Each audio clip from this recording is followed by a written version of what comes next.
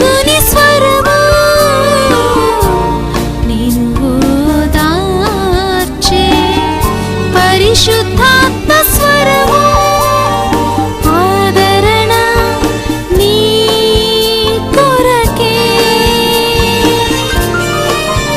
దైవాదరణ నీ కొరకే. దేవుని ప్రియమైన బిడ్డలారా, ప్రభువైన యేసుక్రీస్తు వారి నామములో మీ అందరికీ నా హృదయపూర్వకమైన వందనాలు. ఈ సమయాన్ని దయచేసిన దేవాది దేవునికి కూడా ఎనలేని స్తోత్రాలు చెల్లిస్తున్నాను.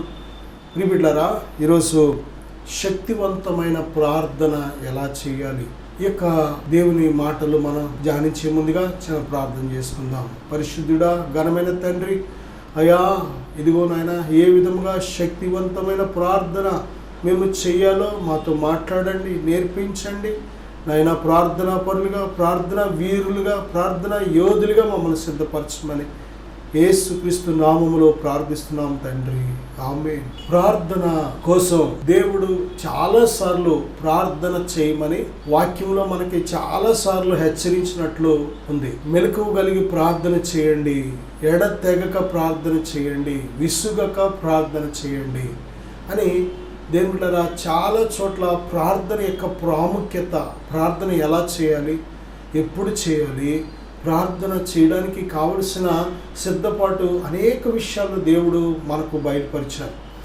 దేవుళ్ళరా, నిజమే, ప్రార్థన అనేది అసలు దేనికి సంబంధించింది అంటే ఆత్మకు సంబంధించింది. దేవుళ్ళరా, ప్రార్థన శరీరానికి కాదు, పెదాలతో నోటితో మాత్రమే చేసేది ప్రార్థన కానే కాదు. ఎందుకంటే ఎప్పుడు కూడా హృదయము నిండి ఉన్న దానిని బట్టి నోరు మాట్లాడుతుంది. కాబట్టి హృదయములో ప్రార్థన లేకుండా నోటితో మాత్రమే మాట్లాడే ప్రతి మాట కూడా అది ఏమాత్రం ప్రార్థనగా ఎంచబడదు. దేవుడు ఆత్మ కనుక ఆయనను ప్రార్థించేవారు ఆత్మతో చేయాలి ప్రార్థన.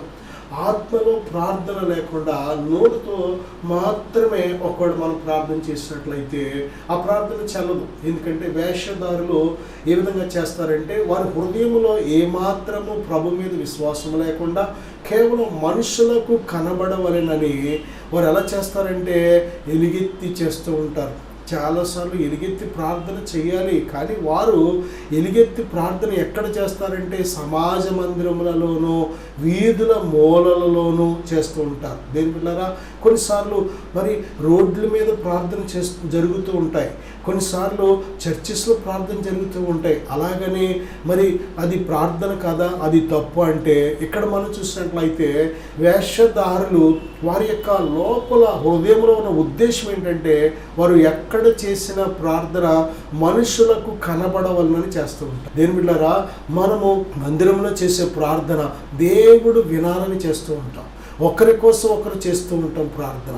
కానీ దేవుడా, వారికి నేను ప్రార్థన చేసినట్టు తెలియాలని, వారు నా ప్రార్థన జీవితం ఏంటో చూడాలని, దేవుడారా వారి ముందు నీ ప్రార్థన జీవితాన్ని హైలైట్ చేయాలని, లేక నీకున్న ప్రార్థనను బట్టి నువ్వు హైలైట్ అవ్వాలని ఎప్పుడైతే ప్రార్థన చేస్తావో అది వేషధారి ప్రార్థన. ప్రార్థన అంటే దేవునితో సంభాషణ, పరలోకపు తండ్రితో సంభాషణ.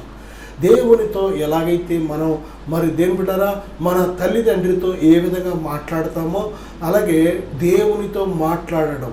దేవుడు నీతో మాట్లాడతాడో నువ్వు దేవునితో మాట్లాడడం. దేవుడు వాక్యం ద్వారా మాట్లాడతాడో అలాగే మన హృదయంలోంచి దేవుడు మాట్లాడుతూ ఉంటాడు. నా సహోదరుడా, దేవుడు నీతో మాట్లాడడానికే ఒక్కటే మార్గం, అదేమిటంటే హృదయం. హృదయము ఎప్పుడైతే సిద్ధపరచుకుంటావో హృదయం ద్వారా దేవుడు నీ హృదయం నుంచి మాట్లాడుతూ ఉంటాడు. శత్రువైన సాతాను కూడా ఎక్కడికి వచ్చి మాట్లాడతాడంటే హృదయం దగ్గరికి వచ్చి మాట్లాడుతూ ఉంటాడు. కాబట్టి హృదయం అనేది నువ్వు ఎప్పుడు కూడా మెలకువ కలిగి ఉంచుకోవాలి. హృదయము మందముగా ఉండకూడదు. హృదయము ఈ లోక సంబంధమైన దురాశలతో, లోకాశలతో, నేత్రాశలతో, శరీరాశలతో కానీ నిండిందంటే నువ్వు దేవునితో మాట్లాడిన ఆ మాట ఫలించదు. అలాగే దేవుడు నీతో మాట్లాడిన ఆ మాట నువ్వు గ్రహించలేవు. దేవుని యొక్క రాకడకు ఏమాత్రం కూడా నువ్వు సిద్ధంగా ఉండలేవు. అందుకే లూకాసు వార్త 21:34 మీ హృదయములు ఒకవేళ తిండి వలనను మత్తు వలనను ఐహిక విచారముల వలనను మందముగా ఉన్నందున ఆ దినము అకస్మాత్తుగా మీ మీదకి ఉరి వచ్చినట్టు రాకుండా మీ విషయమై మీరు జాగ్రత్తగా ఉండమని ప్రభు హెచ్చరిస్తున్నారు. అంటే తిండి మత్తు ఐహిక విచారాల వలన హృదయం ఏమవుతుందంటే మందమైపోతూ ఉంటుంది. మత్తయి సువార్త 15 ఏమనుందంటే దేని బిడ్డలారా, వ్యభిచారము, జారత్వము, అపవిత్రత, కాముకత్వం, అలాగే అబద్ధము, అలాగే నరహత్యలు, కలహము, లేక దేవదూషణలు, దేని బిడ్డలారా ఇవన్నీ కూడా ఏం చేస్తాయంటే హృదయాన్ని అపవిత్రపరుస్తూ ఉంటాయి. శరీర కార్యాలు హృదయాన్ని అపవిత్రపరుస్తూ ఉంటాయి. దేవదూషణలు దేవుని అపవిత్రపరుస్తూ ఉంటాయి. దొంగతనములు, వేశ్య గమనములు, వ్యభిచారం ఇవన్నీ కూడా హృదయాన్ని అపవిత్రపరిచే కార్యక్రమాలు. కాబట్టి దేని బిడ్డారా, బైబిల్ ఏం చెప్తుందంటే నువ్వు ప్రార్థన, శక్తివంతమైన ప్రార్థన చేయడానికి ముందు నీ హృదయాన్ని సిద్ధపరచుకోవాలి. హృదయంలో ఒకవేళ అటువంటి అపవిత్రత ఉంటే, మందం ఉంటే, హృదయంలో ఏదైనా దేవునికి ఆయాసకరమైన కలవరాలు, చింతలు, భయాలు, లేకపోతే భవిష్యత్తును గూర్చిన చింతలు ఇలాంటివి ఉంటే నువ్వు ప్రార్థన చేయలేవు. దేవునితో నువ్వు శక్తివంతముగా మాట్లాడలేవు, మనస్ఫూర్తిగా మాట్లాడలేవు. దేవులారా, శక్తివంతమైన ప్రార్థన అంటే అర్థం ఏంటంటే నీ పరలోకపు తండ్రితో ఏ అరమరిక లేకుండా నువ్వు మాట్లాడడం, అడగడం, నీ అవసరతలో, నీ కుటుంబ అవసరతలో, నీ పట్ల దేవుని చిత్తం, దేవుని ప్రణాళిక, అంతేకాదు నీ కుటుంబం కోసం దేవుని ప్రణాళిక ఏంటి, ఇతరుల కోసం నీ దేవుని ప్రణాళిక ఏంటి, అన్నీ కూడా దేవునిని అడిగి తెలుసుకోవడమే ప్రార్థన. దేని బిడ్డలారా, ప్రార్థన అంటే ఒక ఏదో ఒకటి జపించినట్టు, ఏదో ఒక తప్పించినట్టు, ఒక పద్యాన్ని వల్లించినట్టు ఒక మూలకెళ్ళో చెప్పేసి వచ్చేసేది కాదు. ప్రార్థన అంటే నీ పరలోకపు తండ్రితో సంభాషణ. దేవుడు మనతో మాట్లాడాలని ఆశపడుతున్నాడు. అలాగే దేవుడు మన ప్రార్థన ఆలకించాలని ఆశపడుతున్నాడు. మన పిల్లలు వచ్చి రాని మాటలు మాట్లాడుతుంటే చిన్న వయసులో ఆ తల్లి తండ్రికి ఎంతో సంతోషం. అలాగే ఒకవేళ నాకు ప్రార్థన చేయడం రాదని, ఎలా చేయాలో నాకు తెలియదని నువ్వు ఏమాత్రము కూడా సిగ్గు మొహమాటం పడక్కర్లేదు. ఎందుకంటే నీకు వచ్చి రాని మాటలు దేవుడికి ఎంతో సంతోషం. ఎందుకంటే అవి మనస్ఫూర్తిగా చేసే ప్రార్థన కాబట్టి. కొంతమంది చిన్ని ప్రార్థన చేస్తారు, కన్నీటితో చేస్తారు, మనస్ఫూర్తిగా చేస్తారు, గొప్ప జవాబు పొందుకుంటారు. కొంతమంది పొడి ప్రార్థన చేస్తారు, విస్తారంగా మాట్లాడుతూ ఉంటారు, వారి మనం ఆలకించబడద్దని చాలాసేపు చేస్తారు, చాలా విషయాలు చేస్తారు, ఒక్క మాట కూడా దేవుని దగ్గరికి చేరదు. కారణం ఏంటంటే వారి హృదయం సరిగ్గా లేదు. హృదయము ఎప్పుడైతే సరిగ్గా లేదో మన నోటితో ఎంత అందమైన వాక్యాలు వల్లించిన మాటలు పలికినా సరే అవి మనుషులకు, చుట్టూ ఉన్న మనుషులకు వినసొంపుగా ఉండొచ్చు. లేకపోతే వాళ్ళు అనుకోవచ్చు, అయ్యి బాబు ఈవిడ ఎంత ప్రార్థన పరురాలు, ఈయన ఎంత ప్రార్థన పరుడు అనుకోవచ్చు. మనుషులు అనుకుంటారు, కానీ హృదయాన్ని, అంతరంగాన్ని చూసే దేవుడు మాత్రం అలా అనుకోడు. దేవుడారా, దేవునికి ఇష్టమైన ప్రార్థన ఏంటో తెలుసా? మనస్ఫూర్తిగా చేసే ప్రార్థన, ఆత్మతో చేసే ప్రార్థన, మనస్సుతో చేసే ప్రార్థన. కొన్నిసార్లు నువ్వు ప్రార్థించేటప్పుడు నీ పెదాలు కూడా కదలక్కర్లేదు. నువ్వు ప్రార్థిస్తున్నట్టు బయటికి శబ్దం రావక్కర్లేదు. ఉచ్చరింప సఖ్యము కాని మూలుగులతో పరిశుద్ధాత్ముడే నీలో ఉండి ప్రార్థన చేస్తూ ఉంటాడు ఆయన. దేని బిడ్డారా, మనకు ఎలాగ ప్రార్థన చేయాలో మనకు తెలీదు. ప్రియబిడ్డారా, ప్రార్థన ఆత్మతో చేసేది. ప్రార్థన అంటే పరలోకపు తండ్రితో సంభాషణ. దేవునితో మాట్లాడాలని ఎంత ఆశపడుతున్నావు? అసలు దేవుడితో మాట్లాడాలి, దేవుని స్వరం వినాలనే ఆశ ఏమాత్రమైనా నీలో ఉందా? దేవుడు మాట్లాడే దేవుడు ఈ కడవరి దినాల్లో వాక్యం ద్వారా మాట్లాడుతున్నాడు. అలాగే ప్రత్యక్షత, రెవల్యూషన్ అంటే దేవుడు సూటిగా నీతో మాట్లాడతాడు. దేవుని బిడ్డలారా, కొన్ని విషయాలు వాక్యం ద్వారా మనతో మాట్లాడతాడు, కొన్ని విషయాలు ఆయనే ప్రత్యక్షంగా మాట్లాడుతూ ఉంటాడు. కొన్నిసార్లు దేవుని బిడ్డలారా, నువ్వు ప్రతి క్షణం ఆయన ఆత్మకు లోబడి నువ్వు నడుస్తున్నప్పుడు కొన్ని డైరెక్షన్లు బైబిల్లో ఉండదో, అప్పుడు దేవుడు నీకు ప్రత్యక్షత కలుగజేస్తూ ఉంటాడు. ఇదిగో వెళ్ళు, లేకపోతే ఆగు, ఇదిగో మాట్లాడు ఫలానా విషయం, లేక మాట్లాడుకో. ప్రతిదీ కూడా దేవుడారా ప్రతి క్షణము కూడా దేవుడు నీ మీద దృష్టి ఉంచి నీకు ఆలోచన చెప్పి నడిపిస్తూ ఉంటాడు. అందుకే ఆత్మానుసారముగా నడుచుకోమని బైబిల్ హెచ్చరిస్తుంది. ఎందుకంటే ప్రతి క్షణము శరీరం మనల్ని మోసం చేస్తూ ఉంటుంది కనుక, శరీరం మనల్ని ప్రేరేపిస్తూ ఉంటుంది కనుక, లోకం మనల్ని ప్రేరేపిస్తూ ఉంటుంది కనుక, సాతానుగాడు ప్రేరేపిస్తూ ఉంటాడు కనుక ప్రతి క్షణము నువ్వు మోసములో పడకుండా ఉండాలి అంటే దేవుని ఆత్మస్వరం నువ్వు వినాలి. దేవుని ఆత్మకు నువ్వు లోబడాలి. ఒక్కసారి నువ్వు ఎప్పుడైతే ప్రభువులో నూతనంగా జన్మిస్తావో, మారు మనసు పొందుతావో, పరిశుద్ధాత్మ చేత ముద్రించబడిన ఆ క్షణం నుంచి దేవుని ఆత్మ నీతో మాట్లాడడం ప్రారంభిస్తూ ఉంటారు. నేను అద్భుతకరమైన తన జీవ మార్గములో నడిపిస్తూ ఉంటారు. దీని ప్రియుడ శక్తివంతమైన ప్రార్థనకు మొదటిగా మనం చూసినట్లయితే యోహాను రాసిన మొదటి పత్రిక 5వ అధ్యాయం 13వ వచనం, లూకా సువార్త 22వ అధ్యాయం 42వ వచనం, ఇంకా అనేక వచనాలు, అనేక రిఫరెన్స్లు ఉన్న దేని ప్రియులారా అవేమంటే దేవుని చిత్తానుసారంగా మనం ప్రార్థన చేయాలి. ఎప్పుడు కూడా దేని బిడ్డ నువ్వు దేవుని అడిగేది దేవుని చిత్తమా? చాలాసార్లు మనకు నచ్చింది దేవుని అడుగుతూ ఉంటాం, మనకి ఇష్టమైనది దేవుడిని అడుగుతూ ఉంటాం, మనకు అవసరమైన దేవుడిని అడుగుతూ ఉంటాం. చాలాసార్లు మన గొప్పల కోసం అడుగుతూ ఉంటాం, మన సుఖభోగాల కోసం అడుగుతూ ఉంటాం, లేక పాపిష్టి మనసుతో మనం దేవుడిని అడుగుతూ ఉంటాం. చాలాసార్లు మనకు పేరు రావాలి, మనకు మహిమ రావాలని అడుగుతూ ఉంటాం, చాలాసార్లు దురుద్దేశంతో అడుగుతూ ఉంటాం. దేని ప్రియబిడ్డ అలాంటి ప్రార్థనలకు దేవుడు జవాబు ఇవ్వడం. ప్రార్థించేటప్పుడు నువ్వు అనుమానం పెట్టుకొని ప్రార్థిస్తే దేవుడు జవాబు ఇవ్వడం. నువ్వు భక్తిహీనుడిగా భక్తిహీనురాలుగా బ్రతుకుతూ దేని బిడ్డ నువ్వు ఇంకా బంధకాల్లో ఉండి మరి బంధకాన్ని ఇష్టపడి ప్రేమించే మనసుతో ఉండి ప్రార్థన చేస్తే నీ ప్రార్థన ఆలకించడం.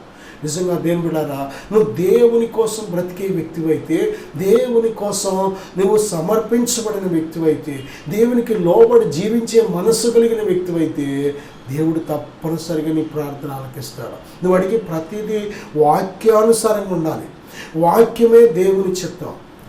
దేవుని చిత్తం కనుగొనాలి అంటే ఎలాగా అంటే దేవుని చిత్తం అనేది ఒక ఫ్రేమ్ దేవుడు మనకి ఇచ్చాడు. ఆ ఫ్రేమ్ని పెట్టుకొని చూడండి, కొన్నిసార్లు తాపి ఆ యొక్క పనివారు ఏం చేస్తారంటే ఆ యొక్క సిమెంట్ గుమ్మాలు తయారు చేసినప్పుడు లేక కిటికీలు తయారు చేసినప్పుడు సిమెంట్తో వారు పోత పోయడానికి ఒక ఫ్రేమ్ ఉంటుంది. ఆ ఫ్రేమ్ని ముందుగా బిగించుకొని అందులో ఓసలు సిమెంట్ పెట్టి చక్కగా ఆ యొక్క గుమ్మాలు కిటికీలు తయారు చేస్తూ ఉంటారు. అన్నీ ఒకేలాగా వస్తూ ఉంటాయి. ఇక మనం దాన్ని ప్రత్యేకంగా కష్టపడి సిద్ధపరచక్కర్లేదు. కేవలం ఆ ఓసలో సిమెంటు కలిపిన సిమెంటు రెడీ చేసుకుంటే చాలు. అలాగే నువ్వు దేవునికి లోబడే మనస్సు నీకుంటే ఇది ఒక ఫ్రేము. దేవుని వాక్యం అనేది ఒక ఫ్రేమ్. ఇది ఈ దేవుని వాక్యమే ఆయన చిత్తం. ఆయన వాక్యానుసారంగా మనము ఏది అడిగినా ఆయన చిత్తానుసారం అంటే ఆయన వాక్యానుసారం, ఆయన చిత్తానుసారంగా మనము ఏది అడిగినా ఆయన ఇచ్చే దేవుడు. ఆయన అంటున్నాడు కదా, నా మాటలు మీ యందు మీరు నా యందు నిలిచి ఉండిన ఎడల మీకు ఏది ఇష్టమో అడుగుడి. ఆయన వాక్యమే ఆయన ఫ్రేమ్. ఆయన వాక్యం మనలో ఉన్నప్పుడు మనం అడిగే ప్రతీదీ కూడా ఆయన చిత్తానుసారంగానే అడుగుతాం. చాలామంది దేవుని చిత్తానికి విరోధంగా అడుగుతూ ఉంటారు, దేవుని చిత్తం కాని వాటిని అడుగుతూ ఉంటారు. దేవుడు ఇవ్వకపోతే వారి సొంత ప్రయత్నం చేత వారు దాన్ని పొందుకొని ఏం చేస్తారంటే దేవుడు ఇచ్చాడని చెప్తూ ఉంటారు. తర్వాత నష్టాలు కష్టాలు వచ్చినప్పుడు దేవుణ్ణి అపార్థం చేసుకుంటూ ఉంటారు. దేవా నువ్వే ఇచ్చావు అని నేను తీసుకున్నాను, నువ్వే ఇచ్చావని నేను ఇది ఇలా చేశాను, నువ్వు చేయమన్నావని చేశాను, కానీ దీనివల్ల ఇలా నష్టం వచ్చింది ఏంటని మళ్ళీ దేవుని ఎదురు ప్రశ్నిస్తూ ఉంటారు. అసలు దేవుడు వారికి ఇవ్వలేదు. అది దేవుడు ఇచ్చినదైతే నీకు శ్రమ వచ్చినా కానీ మేలుగా మారుతుంది. దేవుడు చేసిన కార్యం అయితే కీడు కూడా మేలుగా మారుతూ ఉంటుంది. దేవుడు నడిపించిన విధానం అయితే ఎన్ని ఆటంకాలు వచ్చినా అడ్డులు వచ్చినా అవన్నీ చివరికి తొలగిపోయి ముగింపుకు వచ్చేటప్పటికి విజయాన్ని పొందుకుంటావు. నువ్వు దేవుని చిత్తం కానిది ఎప్పుడైతే చేస్తావో ప్రారంభంలో బాగుంటుంది కానీ చివరికి వచ్చేటప్పటికి ముక్కలైపోతుంది. ప్రారంభంలో విజయవంతంగా ఉంటుంది కానీ చివరికి వచ్చేటప్పటికి ఫెయిల్ అయిపోతూ ఉంటుంది. కారణం దేవుని చిత్తం కాదు. దేవుని చిత్తం ప్రకారం నువ్వు చేసే ప్రతీదీ కూడా ప్రారంభంలో ఒకవేళ ఇబ్బందిగా ఉన్నా చివరికి వచ్చేటప్పటికి అది సక్సెస్గా ఉంటూ ఉంటుంది, అది సంతోషంగా ఉంటూ ఉంటుంది. ముగింపుకు వచ్చేటప్పటికి దేవుని చిత్తానుసారమైన ప్రతీదీ కూడా బహుగా ఫలిస్తుంది. నా సహోదరుడా, దేవుని చిత్త ప్రకారం నువ్వు చేయాలి అంటే అసలు మొదటిగా దేవుని చిత్తం ఏంటో నువ్వు తెలుసుకోవాలంటే రోమపత్రిక 12:2 ఏమన్నదంటే, మీరు ఈ లోక మర్యాదను అనుసరింపక ఉత్తమము, అనుకూలము, సంపూర్ణమునైన దేవుని చిత్తం మీద పరీక్షించి తెలుసుకున్నట్లు మీ మనస్సు మారి రూపాంతరం పొందండి అని బైబిల్ చెప్తుంది.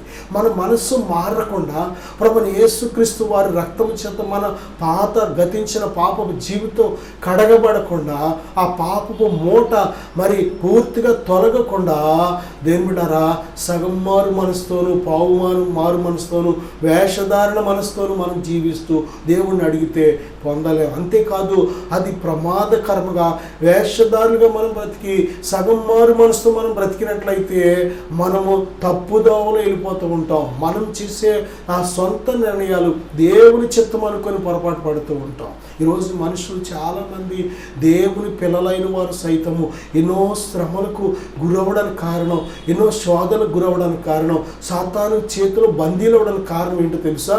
వారి స్వైచిత్తాన్ని చేయడం. ఇది వారి స్వైచిత్తమే దేవుని చిత్తం అనుకొని చేయడం, దేవుని చిత్తాన్ని గ్రహించకపోవడం. దేవుడారా, రెండోది దేవుడు మనం ఆయన అడుగుతున్నప్పుడు ఆయన సమయం వచ్చే వరకు ఎదురు చూడాలి. నా సహోదరుడా, సహోదరి, ఇది చాలా చాలా చాలా ప్రాముఖ్యమైన విషయం. మనం అడిగేది ఒక సమయం ఉంది, దేవుడు ఇచ్చేది ఒక సమయం ఉంది. మనం అడిగిన తర్వాత దేవుడు ఇచ్చే సమయం వరకు మనం ఎదురు చూడం. ఇక్కడ చాలా చాలా నష్టం ఎదురవుతూ ఉంటుంది. మనము దేవునిని ఒకసారి అడిగిన తర్వాత ఆయన మనకు ఇవ్వడానికి ఆయన ఏర్పాట్లు ఆయన ఉంటాడు. కాబట్టి ఆయన ఏర్పాట్లు ఉన్నప్పుడు ఆయన సమయం వచ్చే వరకు మనం ఎదురు చూడాలి. కానీ మనం ఎదురు చూడం. ఈ లోపల అది మనకు దొరకదేమో, ఈ లోపల ఫెయిల్ అయిపోద్దేమో, దేవుడు ఎప్పుడుకో ఇచ్చేటప్పటికి ఈ లోపల ఇది అయిపోద్దేమో, ఇది చేజారిపోద్దేమో అనుకుని ఏం చేస్తామంటే మన స్వైచిత్తాన్ని చేసేస్తూ ఉంటాం. ఎప్పుడు కూడా నీ జీవితంలో ఏది అడిగినా దేవుని చిత్తానుసారంగా అడుగు. అలాగే అంతేకాదు, దేని బిడ్డ, నువ్వు అడిగిన తర్వాత దేవుడు మార్గం తెరిచే వరకు, దేవుడు కార్యం చేసే వరకు, దేవుడు ఆయన చిత్తం వచ్చింది, ఆయన సమయం వచ్చిందని నువ్వు గ్రహించే వరకు కూడా ఓపికతో ఎదురు చూడు. ఆయన వాగ్దానం చేసిన దేవుడు నమ్మదగిన దేవుడు కనుక ప్రతిదీ కూడా ఆయన సమయంలో ఆయన చేసే దేవుడు నీ సమయంలో చేయడు. నీ సమయం చాలా తొందరపడుతూ ఉంటావు. అయ్యో ఈరోజు అయిపోద్ది అనుకున్నాను, ఈ నెలలో అయిపోద్ది అనుకున్నాను, ఈ సంవత్సరం అయిపోద్ది అనుకున్నాను అని చాలా టెన్షన్ పడుతూ ఉంటావు. దేని ప్రియబిడ్డ, నువ్వు ఎప్పుడైతే దేవుని చిత్త ప్రకారం చేయడానికి నువ్వు సిద్ధంగా ఉంటావో దేవుని సమయం వరకు కూడా ఎదురు చూడాలి. దేవుడు నువ్వు అడిగిన దానికంటే, ఊహించిన దానికంటే ఉన్నతమైన ఈవులు ఇచ్చే దేవుడు ఆయన. రెండవదిగా శక్తివంతమైన ప్రార్థన చేయాలి అంటే కొరింథీయులకు రాసిన మొదటి పత్రిక 14:15 రోమపత్రిక 8:26 మనం చూసినట్లయితే ఆత్మతో ప్రార్థన చేయాలి. ఆత్మతో నడిపించబడుతూ, ఆత్మతో నింపబడుతూ, ఆత్మ ప్రేరేపణ చేత మనం చేయాలి. ఆత్మతో ప్రార్థన చేతును, మనస్సుతోనూ ప్రార్థన చేతును అంటే దేని బిడ్డ, ప్రార్థన ఏదో పొద్దున సమయం ఒక సమయం పెట్టుకుని చేసేది ప్రార్థన కాదు, అది నీ సమయం అది. కానీ దేవుని ఆత్మ ఎప్పుడు ఆయన ప్రార్థన చేయమంటారు, ఆయన ఉన్న పొడంగా ఒక్కోసారి ప్రార్థన చేయమంటారు. ఒక్కోసారి దేని బిడ్డారా నీకు అనుకూలం కాని సమయాల్లో ప్రార్థన చేయమంటూ ఉంటారు. ఒక్కోసారి నువ్వు మంచి నిద్రలో ఉంటావు, కానీ ఆత్మ ఏమంటారంటే నువ్వు మోకరించి ప్రార్థన చేయంటూ ఉంటారు. అది నీకు అవసరం, ఆయనకు తెలుసు. దేని బిడ్డారా, నీవు కీడులో పడకుండా ఉండాలంటే, నువ్వు శోధనలో పడకుండా ఉండాలి అంటే, నువ్వు శత్రు మోసంలో పడకుండా ఉండాలి అంటే దేవుని డైరెక్షన్ మనకు అవసరం. ప్రార్థన చేయడానికి దేని బిడ్డారా దేవుని ఆత్మచేత మనం ప్రేరేపించబడాలి. మనం పూర్తిగా దేవునికి లోబడుతున్నప్పుడు దేవుని ఆత్మ చక్కటి ప్రార్థన జీవితాన్ని దేవుడు మనకు దయచేస్తూ ఉంటాడు. నా సహోదరుడా, సహోదరి, ఆత్మతో చేసే ప్రార్థన చాలా బలమైనది. మనస్పూర్వకంగా చేసే ప్రార్థన దేని బిడ్డారా, అలాగే దేవుని ఆత్మతో నడిపించబడుతూ చేసే ప్రార్థన చాలా శక్తివంతమైనది. ఏలియా మన వంటి మనుషుడే, మనలాంటి మానవ స్వభావం కలిగిన మనుషుడే, కానీ దేవుని ఆత్మ చేత ప్రార్థించేవాడు, విశ్వాసంతో ప్రార్థించేవాడు. దేని బిడ్డారా, ప్రార్థన ఎప్పుడు కూడా ఆత్మచేత ప్రేరేపించబడాలి. అంతేకాదు అది విశ్వాసముతో నిండిందై ఉండాలి. నా సహోదరుడా, ఆత్మ లేనివాడు ఆయన వాడు కాడు. మనం ఎప్పటి నుంచి ఆయన వారం అంటే ఆయన ఆత్మ మనలోకి వచ్చిన దగ్గర నుంచే. మనం ఎప్పటి నుంచి దేవుని పిల్లమంటే ఆయన ఆత్మ చేత ఎందరు నడిపించబడిదో వారందరూ దేవుని కుమారులని దేవుని బైబిల్ చెప్తుంది. దేవుని అంగీకరించకుండా నువ్వు ప్రార్థన చేస్తే అసలు ఆ ప్రార్థన ఎలా చేరుతుంది అనుకుంటున్నావు? ఈరోజు దేని బిడ్డారా, ఆ విధమైన ఆచార ప్రార్థన, మత ప్రార్థన చేసి తృప్తి పడుతున్న వాడు ఎంతోమంది. ప్రార్థన చేస్తే నీ నడక మారిపోతూ ఉంటుంది, ప్రార్థన చేస్తే నీ ప్రవర్తన మారుతూ ఉంటుంది, ప్రార్థన చేస్తే నీ మాటలు మారుతూ ఉంటాయి, నీ చూపులు మారుతాయి, ప్రార్థన చేస్తే నీ బ్రతుకు మారిన బ్రతుకుగా ఉంటూ ఉంటుంది. ఎంత ప్రార్థన చేసినా బ్రతుకు మారట్లేదు, లేక మనసు మారట్లేదు, మాటలు మారట్లేదు, చూపులు మారట్లేదు, నడక మారట్లేదు అంటే దేని బిడ్డరా మంచిగా మారాలి, అలా మారట్లేదు అంటే నువ్వు శక్తివంతమైన ప్రార్థన చేయట్లేదు అని అర్థం. చూడండి దేని బిడ్డరా, చెరుకు రసంలో మనము చెరుకు గడ్డ వేస్తున్నాం, అటేపు పిప్పి రసం రెండు వస్తూ ఉంటాయి. ఓ ప్రక్కన పిప్పి వస్తూ ఉంటుంది, ఓ ప్రక్కన రసం వస్తూ ఉంటుంది. ఒకవేళ మనం చెరుకు గడ్డ పెట్టాము కానీ ఓన్లీ పిప్పే వస్తుంది, రసం రావట్లేదంటే ఆ చెరుకు గడ్డలో రసం లేదని అర్థం. మనం ప్రార్థన చేస్తున్నాం కానీ ఏ జవాబు రావట్లేదు అంటే ఏం లేదంటే అందులో దేవుని ఆత్మ మనతో లేరు అని అర్థం. దేవుని ఆత్మ చేత మనం ప్రార్థన చేయాలి. పరిశుద్ధాత్ముడు మనకు ఎలా ప్రార్థన చేయాలో నేర్పిస్తూ ఉంటారు. ఆయన ఉచ్చరింప సఖ్యము కానీ మూలుగులతో చేస్తూ ఉంటాం ప్రార్థన. కొన్నిసార్లు దేని ప్రియబిడ్డలారా, ఆ చేసే ప్రార్థన చిన్ని ప్రార్థనే కావచ్చు, చాలా శక్తివంతంగా ఉంటుంది, కన్నీటి ప్రార్థనగా ఉంటూ ఉంటుంది.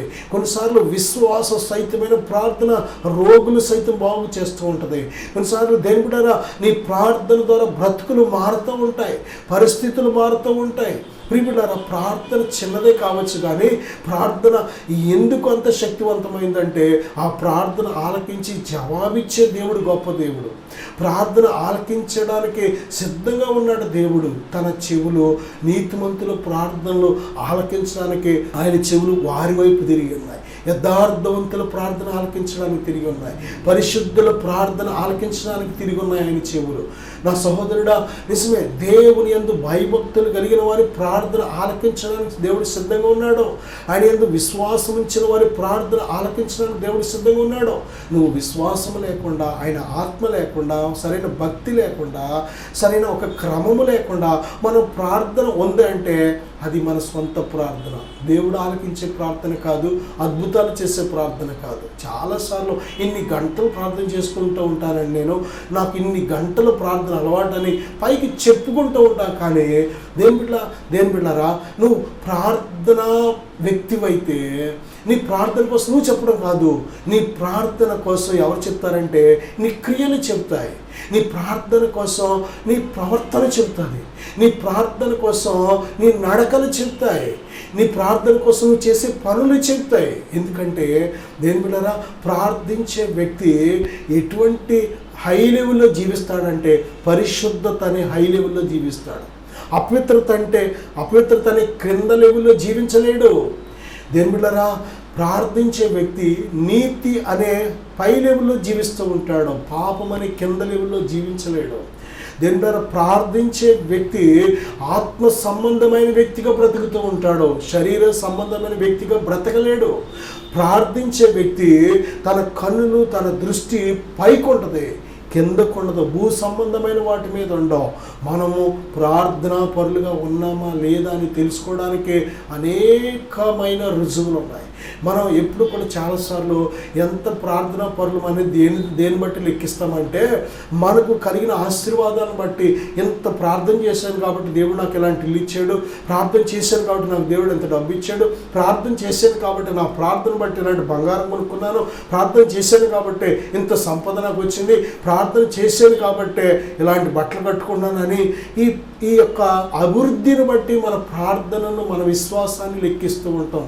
దేని బిడ్డలారా, ఒక్కోసారి దేవుడు మనం అడిగిన ప్రార్థనకు జవాబు ఇవ్వడం ఆయన చిత్తం కాదు. కొన్నిసార్లు దేని బిడ్డారా చూడండి, అపొస్తలుడైన పౌలు తన దేహంలో ఒక ముళ్ళు ఉంది, సాతాను దూతగా, అది ఏంటంటే ఒక అనారోగ్యం. ఆ యొక్క అపొస్తలుడైన పౌలు, తండ్రి ఈ ముళ్ళు నా నుంచి తీసే అని ముమ్మారు అడిగాడు. 3 సార్లు ఎంత కన్నీటితో ప్రార్థన చేసి అడిగాడు. కానీ దేవుడు ఏమన్నాడంటే, నేను తీయను, అది నువ్వు అధికముగా హెచ్చిపోకుండా నిమిత్తము అది నేను నీలో నేనే ఉంచాను, కాబట్టి నీవు నీ బలహీనతలు యందు నా కృప పరిపూర్ణమవుతుంది అన్నాడు దేవుడు. దేని బిడ్డారా, అంతేకాదు నువ్వు ఎప్పుడు బలహీనుడవో అప్పుడు నేను నా బలము చేత నేను నింపుతాను వాగ్దానం చేశాడు. నా సహోదరుడా, కొన్నిసార్లు మనం ప్రార్థన చేస్తాం కానీ దేవుడు జవాబు ఇవ్వడం.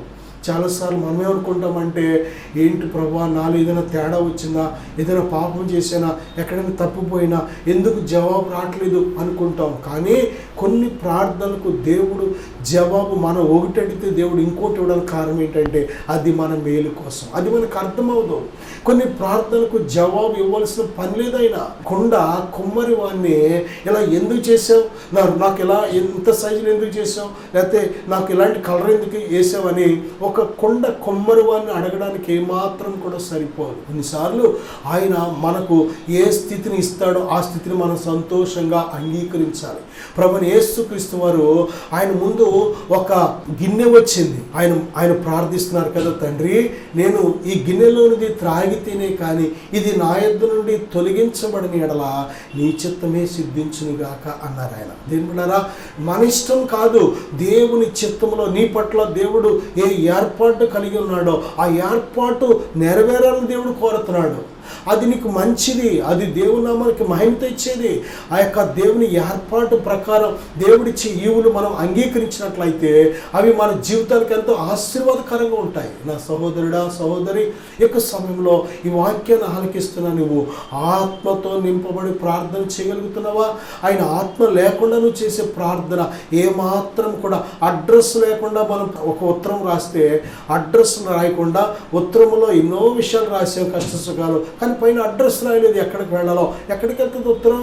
దేవుని నామంలో చేసే ప్రార్థనే దేవుని సన్నిధికి వెళుతుంది. పరిశుద్ధుడా, ఘనమైన తండ్రి, అయ్యా ఇదిగో నాయన, ఏ విధంగా శక్తివంతమైన ప్రార్థన మేము చెయ్యాలో మాతో మాట్లాడండి, నేర్పించండి నాయన. ప్రార్థనా పరులుగా, ప్రార్థనా వీరులుగా, ప్రార్థనా యోధులుగా మమ్మల్ని సిద్ధపరచమని యేసుక్రీస్తు నామములో ప్రార్థిస్తున్నాం తండ్రి, ఆమేన్.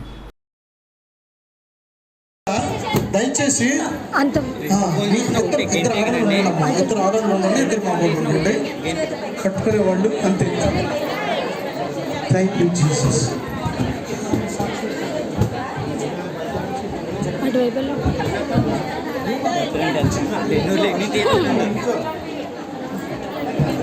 చూడు చూడు చూడు చూడు.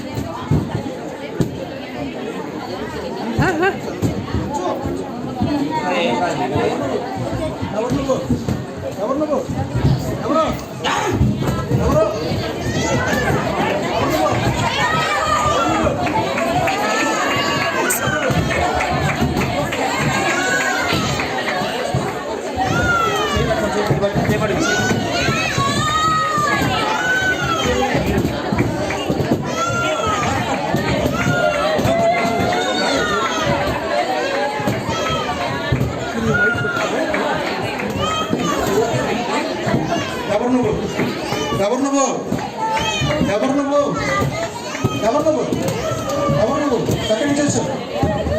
ఎవరు నువ్వు? చెప్పు. ఎవరు నువ్వు?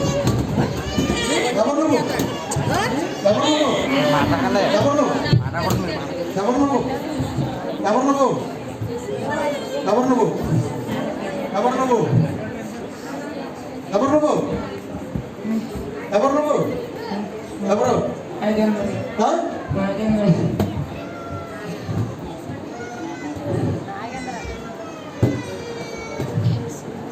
నువ్వు నడిపించాడా? ఏముందా ఇంకా నీలో?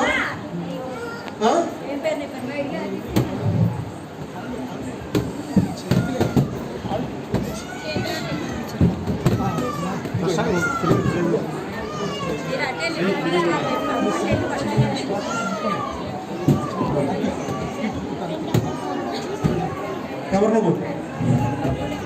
ఎవరు నువ్వు? ఎవరు నువ్వు? ఎవరు నువ్వు? ఎవరు నువ్వు? దెయ్యాను అక్కడి నుంచి వచ్చావు. ఎవరు నువ్వు? ఎవరు నువ్వు? ఎవరు నువ్వు? ఎవరు నువ్వు? అయిపోయింది నీ సమయం. యేసుక్రీస్తు నామములో ఇప్పుడే బయటికి.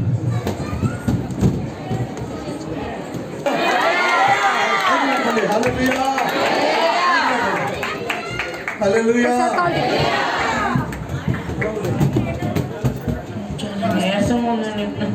విడిపించారు. వెళ్ళిపోయింది.